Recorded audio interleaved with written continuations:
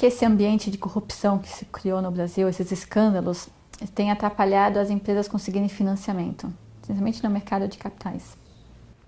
Eu acho que tem atrapalhado muito, porque foram grandes empresas envolvidas em esquemas de corrupção, né? Empresas que têm enorme volume de negociação na Bolsa de Valores, né? As maiores mesmo, né? A Petrobras, JBS, empresas também administradas pelo Eike Batista, né? Do Grupo X. Então, muitas grandes empresas envolvidas em esquemas ilícitos. O que acaba acontecendo é que o investidor, principalmente como ele arcou com o prejuízo, né? E aquele, às vezes a gente tenta pensar, mas as empresas acabaram os papéis se recuperando. Sim, mas aquele investidor que investiu lá atrás não é o mesmo do que está investindo agora, né? Então, as pessoas que levaram o prejuízo, quando elas voltam no mercado uma segunda vez, elas pagam menos pelos papéis das empresas, né? Então, existe um desconto no mercado que, na verdade, acaba impedindo, inclusive, outras empresas novas de abrirem negócios na Bolsa, porque se elas lançarem suas ações, os seus papéis, elas sabem que elas vão receber menos, né, do que o negócio valeria. Então, esse desconto que é aplicado no mercado como um todo por uma falta de segurança no investimento, que afeta todas as empresas, é algo que é muito prejudicial ao Brasil. É por isso que a gente vê uma legislação forte, um ordenamento jurídico forte na questão da prevenção e do combate à fraude financeira em outros mercados, porque eles sabem que se não tiver uma correção, um grande esquema de corrupção pode acabar afetando os preços para todo o funcionamento daquele mercado. Claro. Se perde credibilidade, né? Se perde reputação do mercado. E o mercado brasileiro, então, tem operado a um desconto, né? O investidor realmente, quando ele vai investir, ele desconta as possibilidades que ele corre o risco do dinheiro ser desviado e não mais ser recuperado. Então, as empresas, no geral, vão valer menos. O empresário, o bom empresário, ele consegue menos capital ou capital a um custo bem mais caro. Por quê? Porque está tudo misturado, o bom e o mau empresário. Então, o mercado, como ele não sabe qual vai ser a próxima empresa a ter um escândalo, ele desconta o preço de todas as empresas. Então, é péssimo para todas as empresas você ter um esquema de corrupção que não é bem ressarcido, né? Não é bem depurado. Que fica difícil para o investidor depois separar o que é bom e o que é mal, sendo que... Fica muito difícil. Inclusive, tem um professor de economia que é prêmio Nobel de Economia, né? Que é o George Akerlof. É um professor americano que ele explica isso no mercado financeiro como se fosse o mercado de revenda de automóveis usados. Ele fala assim, olha, o mercado de automóveis usados, todo mundo pratica um grande desconto no automóvel usado, porque você não sabe muito bem distinguir qual que é o automóvel que nunca teve um problema mecânico do que teve. Então, o comprador, ele aplica um grande desconto para todos os carros do mercado de automóveis usados.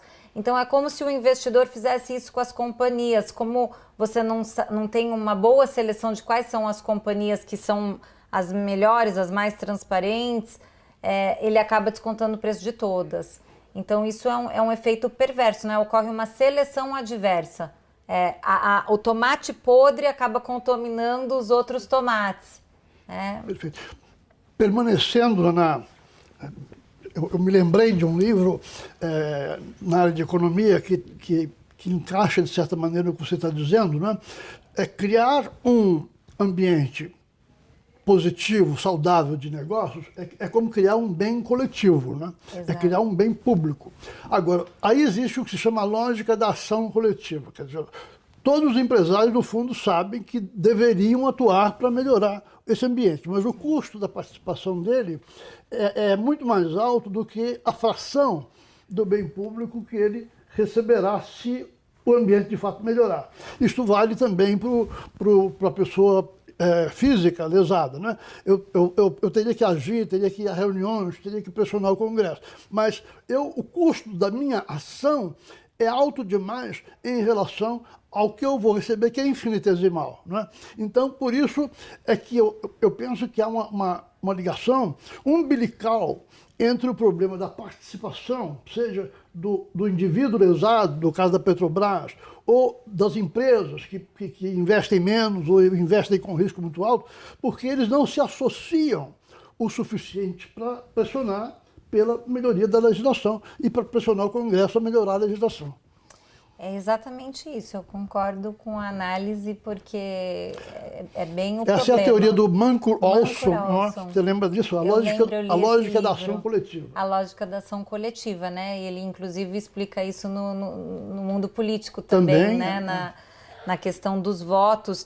E é exatamente o mesmo problema nos votos, às vezes, dos acionistas de uma sociedade. Ele fala que não compensa o trabalho, muitas vezes, né, dele se manifestar na Assembleia, porque é custoso. A Assembleia da Petrobras acontece, por exemplo, lá no Rio de Janeiro. Né? Então, é difícil para o acionista ir lá se manifestar, e ele já sabe que tem um bloco que controla a empresa. Então, quer dizer, ele simplesmente não vai arcar com o custo de se manifestar, porque a participação dele é muito pequena. Custo-benefício. Só que todas essas participações desses investidores, inclusive dos fundos de aposentadoria, que tem uma grande participação, são superiores à participação do governo, que só tem 30% do capital investido.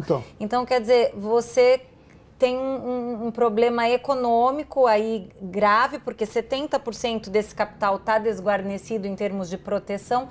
Agora, a solução é regulatória, é em nível de políticas públicas. Por isso que você precisa ter uma autarquia do setor para cobrar transparência, para atuar nos casos em que existe fraude, né? A autarquia brasileira, no caso, é a Comissão de Valores Mobiliários, né, que precisa aprender muito ainda com a Securities Exchange Commission, né, com a autarquia americana, porque a gente realmente importou e se inspirou nesse sistema das autarquias regulatórias no Brasil, que conforme já era adotado, né, internacionalmente, mas essas autarquias elas precisam agir de maneira mais proativa para defender os interesses desses acionistas minoritários, dos pequenos investidores, porque, na verdade, eles passam por esse problema da ação coletiva, né? Exatamente. E cabe E aí o resultado agregado de tudo isso é extremamente negativo, que é o fato de nós ficarmos com uma taxa de investimento baixa demais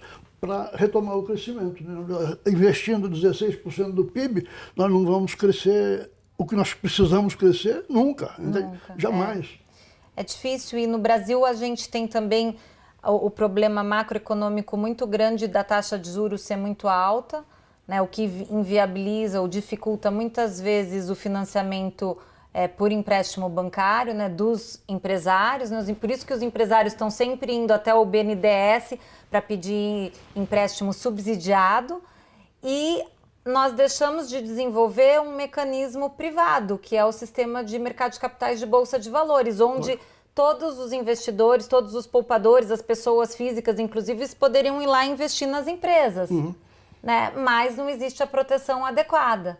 Então, e aí acaba surgindo, em muitos casos, uma simbiose muito prejudicial entre o investidor que vai a um BNDES, né? e em toda a transação. Muitos casos que ocorrem acabam se devendo a essa busca da solução individual em vez da solução coletiva.